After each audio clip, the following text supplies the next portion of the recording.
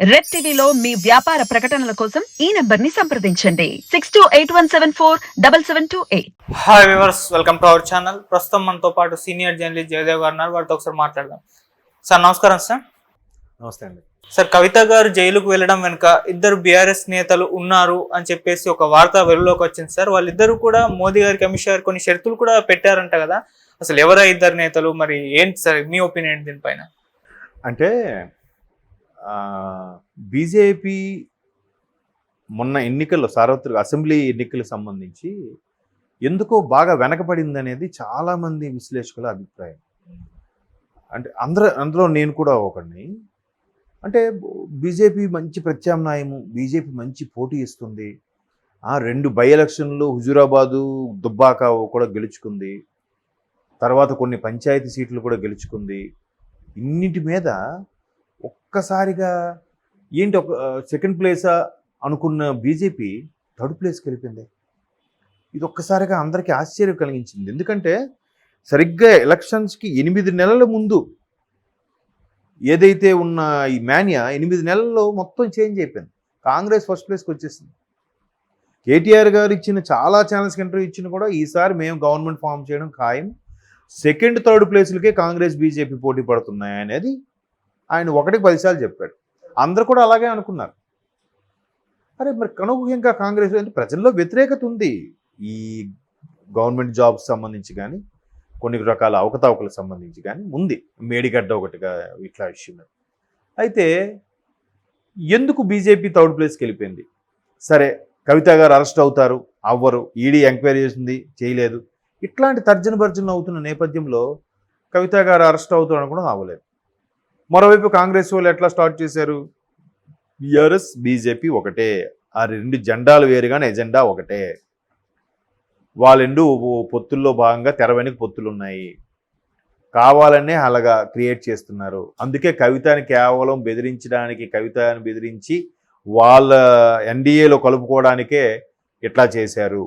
లేదు, కవిత గారిని బెదిరిస్తే బీఆర్ఎస్ బీజేపీ ఒకటి కాదు అని జనాలకు చెప్పడానికి ఇలా చేశారు. మరోవైపు బీజేపీలో కూడా 2 వర్గాలు ఉన్నాయని వార్తలు ఉన్నాయి. ఒక వర్గం స్ట్రైట్ అవే కేసీఆర్ గారిని, కేసీఆర్ గారి కుటుంబాన్ని బాగా విమర్శించే వర్గం. ఒక వర్గము ఊరికే రాజకీయ పరంగా విమర్శిస్తారు తప్ప అంత విమర్శకులు అయితే కాదు. రెండిటికి కంబైన్డ్గా కొన్ని బిజినెస్లు కూడా ఉన్నాయని కొన్ని వార్తలు. ఇలా జరుగుతుంటే అరే బీఆర్ఎస్ బీజేపీ అరెస్ట్ చేసుంటే బీఆర్ఎస్ బీజేపీ ఒకటి కాదని తేలేదేమో. అరెస్ట్ చేయలేదు కాబట్టి అచ్చా బీఆర్ఎస్ బీజేపీ ఒకటి కాదు, కేసీఆర్ గారు అక్కడ మోదీ గారితో, అమిత్ షా గారితో మాట్లాడారు, క్లియర్ అయిపోయింది. సో ఇక్కడ తెలంగాణ ప్రధాన నేతలు, ఒకరు బై ఎలక్షన్లో నిలిచిన నేత మొన్న మెయిన్ ఎలక్షన్స్కి గెలవలేకపోయారు. ఎందుకు? బీజేపీ ఎందుకు వెనక్కి వెళ్ళిపోయింది? ఎందుకు థర్డ్ ప్లేస్లోకి వెళ్ళిపోయింది? ఎందుకు అంత పోటీ ఇవ్వలేకపోయింది? మేబీ అన్ని సీట్లు తక్కువ వస్తే రావచ్చు గాక, కానీ మరీ ఇన్ని తక్కువ సీట్లు కాదు కదా. వీళ్ళకి 64, ఒక 39 అంటే 104 వేసుకున్నా, 103 వేసుకున్నా, ఇంకా 119కి అన్ని ఉన్నాయి. అవి అందులో ఎన్ని వచ్చాయి? ఇండిపెండెంట్లు ఎంతమంది వచ్చారు? ఎందుకు గెలవలేకపోయింది? ఇప్పుడు కామారెడ్డి లాంటి పాయింట్లలో అప్పటి ముఖ్యమంత్రి, ఇప్పటి ముఖ్యమంత్రి కదా పోటీ చేసింది. వాళ్ళిద్దరినీ ఢీకొని వెంకటరమణారెడ్డి గారు ఎలా గెలిచారు? అంటే బీజేపీకి ఎంతో కొంత ఫేవరిజం ఉంది కదా, ఎంతో మాన్యా ఉంది కదా.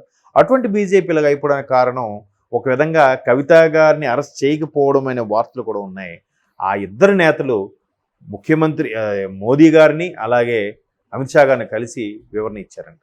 అందులో ఇంకెవరో కాదు, అంటే బాగా వార్తలో వినిపిస్తున్న పేర్లు 2. ఒకడు కొండా విశ్వేశ్వరరెడ్డి గారు, రెండోది ఈటెల రాజేందర్ గారు. ఎందుకంటే ఈటెల రాజేంద్ర గారు కూడా బీజేపీలో మంచి గ్రిప్ సంపాదించుకున్నారు. కేసీఆర్తో విభేదించి బయటకు వచ్చాక బై ఎలక్షన్లో గెలిచి సత్తా చూపించి బీజేపీలో ఒక పట్టు సాధించుకున్న వ్యక్తి. ఆయనకి మల్కాజ్గిరి సీటు ఇస్తారు, ఎవరు ఆయనకి అంత సీన్ లేదు అని కూడా చాలామంది బీజేపీలో ఒక వర్గం కూడా విమర్శించారట.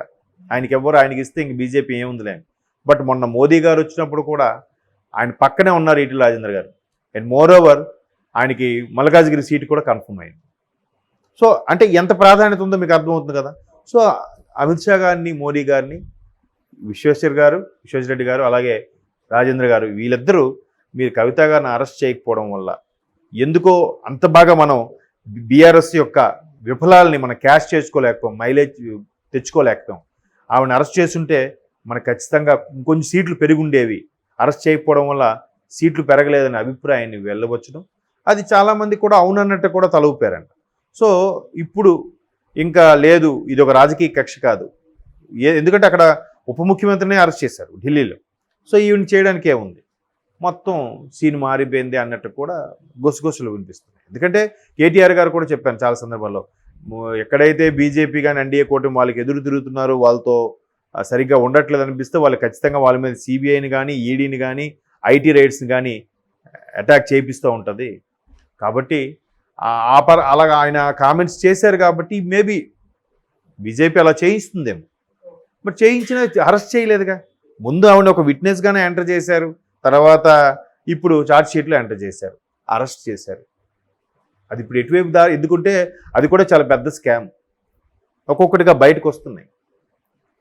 ఆ బయటకు వచ్చినప్పుడు ఇంక ఇదే ఛాన్స్ కాబట్టి బీజేపీ కూడా పట్టు సాధిస్తుందేమో, ఎవరు తెలియదు. మీరు ఈ తప్పు చేయకుండా ఉండండి. వీళ్ళు కూడా ఏం చెప్తున్నారు, మేము తప్పు చేయలేదు అనట్లేదు, న్యాయమే గెలుస్తుంది, న్యాయం మా వైపు ఉంది.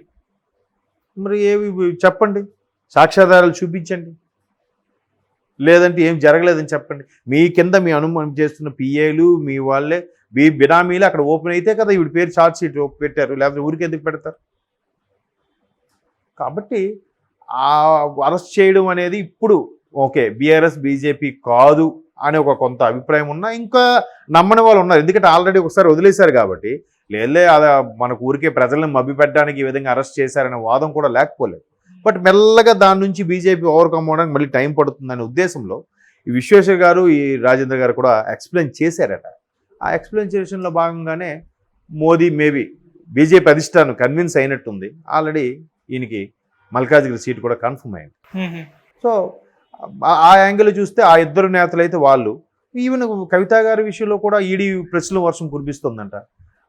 ఎన్ని స్కామ్ జరిగింది, అసలు మీకు ఎంత ముట్టింది, అసలు తెలంగాణలో మీకు ఇక్కడ లెక్కర్ స్కామ్ సంబంధం ఏంటి, కేజ్రీవాల్ గారికి మీకు సంబంధం ఏంటి, కేజ్రీవాల్ గారు పిఏ కానీ ఆయన అనుచరుడితో మీ అనుచరుడికి ఉన్న లింక్స్ ఏంటి, మీకు ఇందులో ఎలా ప్రవేశం దొరికింది, మీరు ఫోన్లో ఏం సేకరించలేదు, ఏదో డైరీ రాశారా, డైరీ ఏమైంది, ఇన్ని ప్రశ్నలు వేస్తుంటే ఆవిడ ఎందుకో కన్నీటి పర్యంతం అవుతున్నారన్నట్టుగా కూడా వార్తలు వినిపిస్తున్నాయి.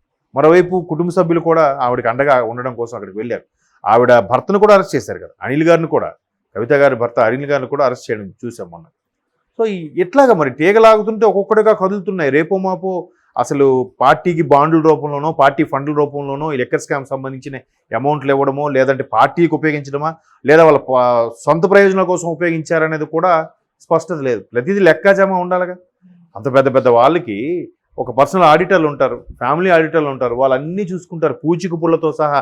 దీనికి ఇది ఖర్చు అయింది, దీనికి ఇది ఖర్చు పెట్టాం, దీనికి ట్యాక్స్ ఎంత కట్టాం, గవర్నమెంట్కి ఎంత సొమ్ము కట్టాం, మేము ఎంత ఏమీ ఉంచుకోలేదు, మా దగ్గర బ్లాక్ మనీ ఏం లేదు అని మరి అట్లా కూడా చూపించలేకుండా దొరికిపోయారంటే అర్థం ఏంటి? సో ఒకవేళ తప్పు చేసినా కూడా అలా చేసి దాన్ని ఇరికించడం వల్ల మనకు కొంత ఇమేజ్ వస్తుంది, తప్పు చేసిన వాళ్ళందరికీ చెక్ పెట్టచ్చు. ఎందుకంటే బీజేపీకి సంబంధించి మాత్రం ఇట్లాంటి స్కాములు ఈ విషయాల్లో కొంచెం తక్కువ ఉంటాయి కంపేర్ టు వాళ్ళు వాళ్ళేమి చేయలేదు అనడానికి కూడా లేదు, తెలియదు. మేబీ ఎక్కువగా అంశాలు ఎక్కడ బయటికి రాలే. గతంలో మోదీ గారు ఎదుర్కొన్నారంటే అదేదో సంఝౌతా ఎక్స్ప్రెస్ అల్లర్లకు సంబంధించింది ఎదుర్కొన్నారు తప్ప, ఎట్లా పలానా దగ్గర ఈ స్కాము, ఈ డబ్బులు తినేశాడు, లేదా అక్కడ ల్యాండ్ కబ్జా చేశారు, ఇట్లాంటివి మనం ఎక్కువగా అరుదుగా వింటాం బీజేపీకి సంబంధించి. సో వాళ్ళు ఇట్లా చర్యలు తీసుకున్నా కూడా బాబు మాకేం లేవురా బాబు అన్నట్టుగానే ఉంటుంది. కాబట్టి ఆ ఇద్దరు నేతలు కవిత గారు అరెస్ట్ అయితే కానీ బీజేపీకి మళ్ళీ స్టేట్లో మైలేజ్ పెరగదు అని చెప్పుండొచ్చు. సో దానికి అనుగుణంగా అయి ఉండొచ్చు. లేదు ఈవెన్ అక్కడ కూడా ఆ స్కామ్కి సంబంధించి ఉచ్చు బిగించుకుంది కదా ఎన్నికల ముందు కాబట్టి, అది ఖచ్చితంగా ఒకవేళ నిజంగా తప్పు చేస్తున్నా లేదు ఎన్నికలు స్టంట్ కాబట్టి ఈ విధంగా చెప్తారు. ఒకవేళ తప్పు చేయకపోయినా బీజేపీ వాళ్ళు వాళ్ళు తప్పు చేశారని వీళ్ళకి మైలేజ్ వచ్చేలా వీళ్ళు మాట్లాడుకుంటారు, వాళ్ళు మాట్లాడుకుంటారు, వీళ్ళు మాట్లాడుకుంటారు. ఎన్నికల స్టంట్ కాబట్టి పైగా నోటిఫికేషన్ వచ్చేసింది, రేపు ఎన్నికల కోడ్ కూడా అమల్లోకి వచ్చేస్తుంది. చూద్దాం. బీజేపీ కూడా కవిత గారు అరెస్ట్ తర్వాత ఇద్దరు నేతలు బీజేపీకి కొంత ఓటు బ్యాంక్ పెరుగుతుంది అనే ఆలోచనలు ఉన్నారు కాబట్టి ఒక 2 నెలలు ఆగితే మొత్తం కౌంటింగ్ అయ్యాక తెలుస్తుంది, క్లారిటీ వస్తుంది. Okay sir, thank you so much sir.